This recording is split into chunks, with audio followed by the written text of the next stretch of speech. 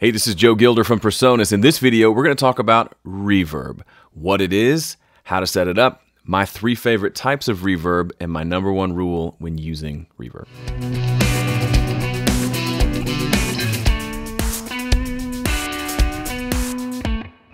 So what is reverb? Reverb is an effect that we use to add reverberation to the signal, right? And in my mind, there's 2 ways to think about using reverb. First, you can use it to create space. We can place an orchestra inside a cathedral or a concert hall. We can place a drum kit inside of a big room at a studio and create a sense of space if there's not already a sense of space in the raw recording.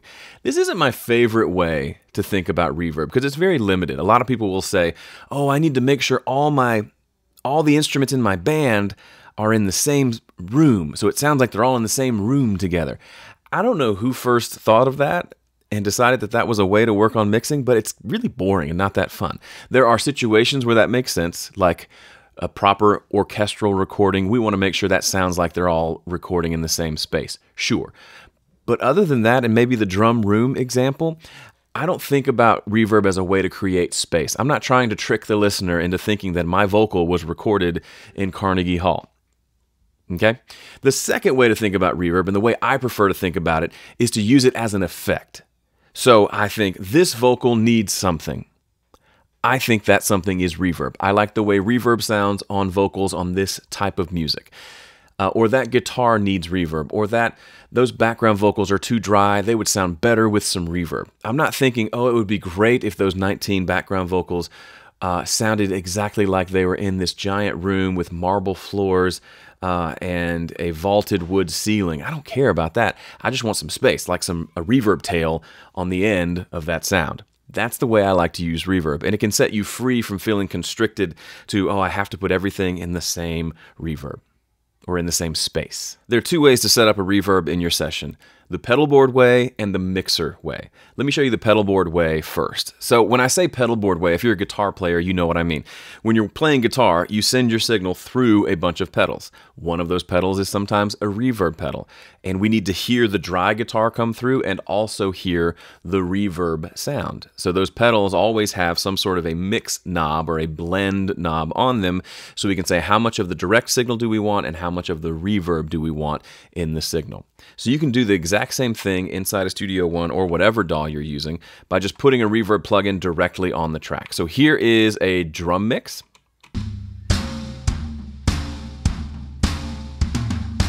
And I'm going to drag a room reverb plugin directly onto the drum mix, and I'm going to set the mix control to 50%. So we're hearing half the dry signal and half the reverb. If we go all the way up, now we're hearing all reverb. If we go all the way down, we're not hearing any reverb. So as we can adjust the blend between the 2. Okay? So that's the pedal board way of doing reverb. The other way is to use it in more a typical mixer setup. So imagine you're at a mixing console and you want to add reverb to this snare drum or to this drum mix. The way you would do that on a console like that, especially back in the old days before we had digital consoles, is we would send that signal out to a rack-mounted reverb unit, and then we would bring the output of that reverb on another set of channels, like an effects return, things like that. Well, in Studio One, or really any DAW, you can do that really easily. So I've got that same room reverb set up here on an effects bus, and all I have to do is take this drum, click the send section, and say I want to send some of these drums to the room reverb. Now when I hit play,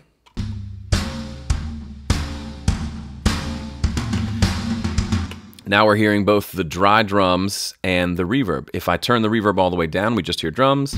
If I turn it all the way up, guess what?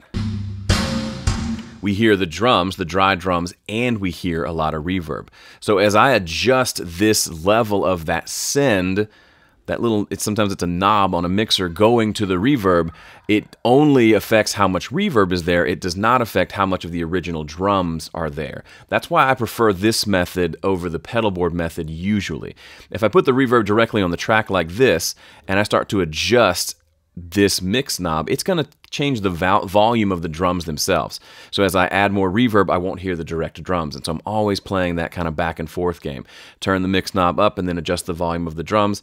I'd rather not work that way. I'd rather have the drums be at the exact level that I want and then add a layer of reverb on top. And the best way to do that is with this send and return mixer setup. By the way, the other big reason to set up your reverb on a reverb return is that I can now send multiple different tracks to the same reverb. So I can piggyback on one reverb. I can send some of the drums, some of the guitar, some of the vocals all to that same reverb rather than having to have a separate reverb plugin on each of those tracks and keeping track of where the reverbs are and what settings I used. If I like the sound of that reverb on a couple different types of tracks, I can easily do that by just adding a send to those tracks to send some of that signal to the reverb. Let me show you the 3 types of reverb that I use in my sessions. This is a part of my mixing template, so I always have these 3 reverbs there waiting for me to send something to them. They're all pretty different, and I rarely use all of them on one song, but I use each of these enough in my mixing to justify having them in my template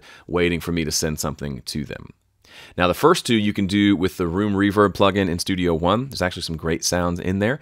And then the third one is a convolution reverb that's also included in Studio One, but the actual convolution impulse responses I purchased years ago, and I'm glad I did. I'll show you that in a second. The very first one is using the, let's see, I think it's the medium studio setting inside of Studio One. So when you're trying to find your reverb settings, I recommend just going through the presets in the plugin until you find one that just out of the box sounds pretty good or sounds pretty close to the sound that you want. Then do some tweaking from there. If you try to take the first preset you find and it sounds pretty awful and you don't love the sound and then you try to tweak it like crazy, generally I found just move on to another preset that's closer in sound and then you can do a few small tweaks to get it right. So this particular preset is just a basic room. I think the dimensions here are 7 meters by 5.5 by 3.5. That's just kind of the size that ended up working for me. But it gives it just a just sounds like a room. So here's what the drums sound like dry, and then I'll turn up the room reverb.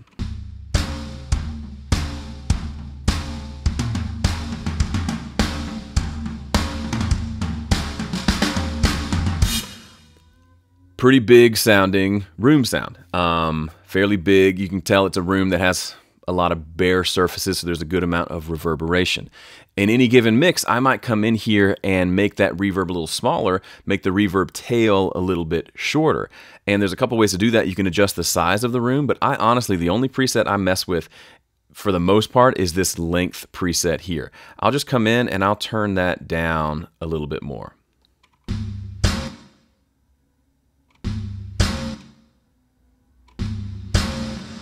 So that's obviously too long, and I'll just find the sweet spot. Still too big, we'll come down. I'm not sure why it's in negative seconds, but it's fine.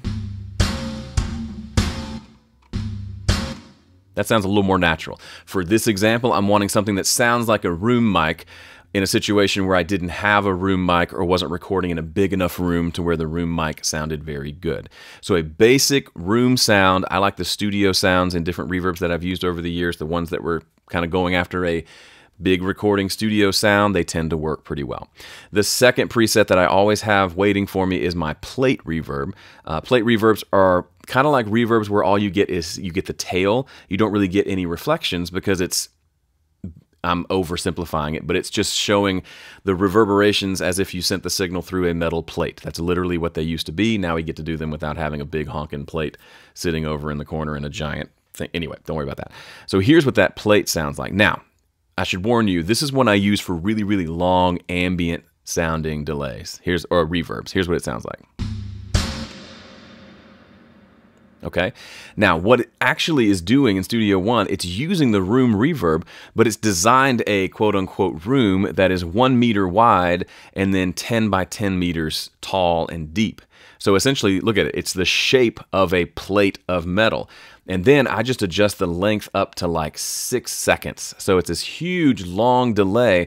But on things like vocals, background vocals, keyboards, and sometimes guitars, having just a touch of this reverb adds this big stereo width, but also this kind of long ambience to the sound that can be really cool. Now on drums, it's not terribly appropriate. But on something like a little bit of that on a vocal and a little bit of that on a guitar solo just adds this extra space in the background that's really cool and interesting, almost like another part. The third type of reverb that I love to use is a spring reverb. Now, Studio One, as far as I know, does not have a spring reverb built in. So several years ago, I bought a reverb pack from the PreSonus shop from Convology, and it's a bunch of spring reverb impulse responses. And I assumed I was getting one or two, but it's literally like tons and tons. Look at this.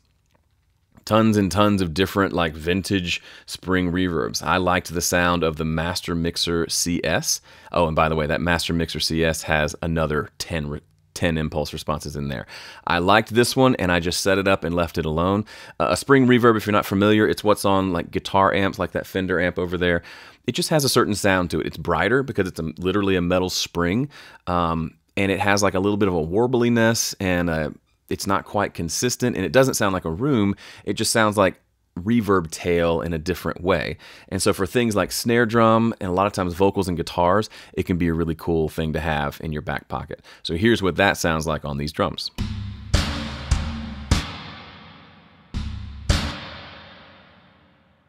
Kind of brighter, more upper mid-range, and has this kind of metallic sort of sound to it that I like. I wouldn't put it on the entire kit like this, but on just single vocals or just a snare drum, it can be pretty cool. Now it's time for my #1 rule for reverb. You may have already noticed from looking at my session, but here it is. Always, always, always EQ your reverbs.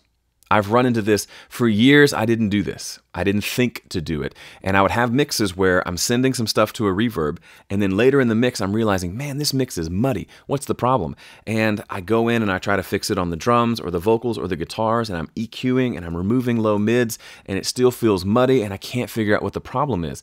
Finally, I came to my senses and realized the problem is the reverb itself. The reverb is actually introducing more lows and low mids into the signal just by nature of how it works, and it creates a lot of mud. There are occasional situations where I want there to be low end in the reverb, like an orchestral thing where the big double basses are playing and I want that reverb to sound like it would in the room.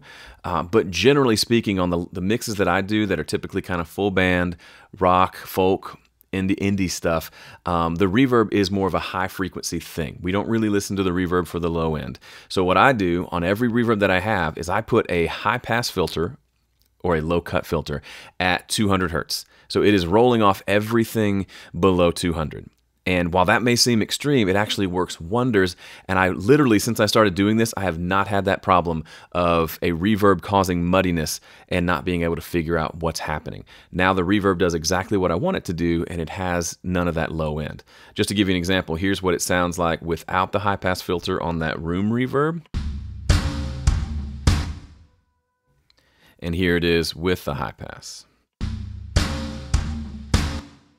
See how the reverb was just nice and crisp? Before, the drum would hit and then the reverb would go whoa, whoa. The tom was like repeating itself in the reverb. I took care of that by putting this EQ plugin after the reverb. Now, a common question I get is, why would you do this after? Why not before?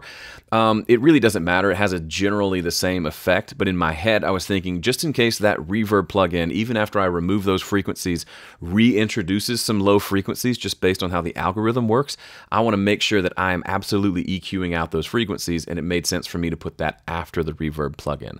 Also, sending all the frequencies to the reverb tends to make it I just want to have all the sounds there to generate the reverb sound, and then I want to carve out the reverb sound to help me in the mix.